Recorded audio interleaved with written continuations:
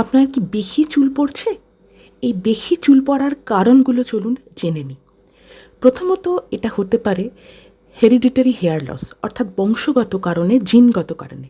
আপনার বাবা মা বা ভাই বোন এদেরও হয়তো একটা বয়সের পরে চুল পড়তে থাকে, সেই অনুযায়ী আপনারও হয়তো চুল পড়ছে।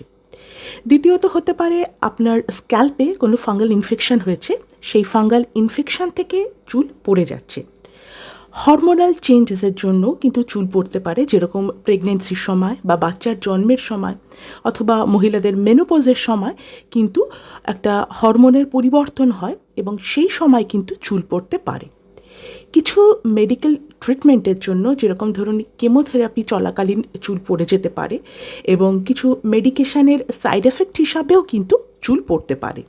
আবার পুষ্টিগত কিছু অভাবের কারণে চুল পড়তে পারে, যেরকম ধরুন আয়রন, জিঙ্ক, বায়োটিন এবং কিছু প্রোটিন এর যদি আমাদের শরীরে অভাব হয় তাহলেও কিন্তু আমাদের চুল পড়তে পারে। স্ট্রেস, অতিরিক্ত পরিমাণে মানসিক চাপ, তার কারণেও আমাদের চুল পড়তে পারে, বা শারীরিক কোনো চাপের কারণেও কিন্তু আমাদের চুল পড়ে যেতে পারে। থাইরয়েডের যদি কোনো ডিজিজ হয়, যেরকম সেটা হাইপোথাইরয়েডিজম হতে পারে বা হাইপারথাইরয়েডিজম হতে পারে, দুটো ক্ষেত্রেই কিন্তু হেয়ার লস হবার একটা সম্ভাবনা রয়েছে।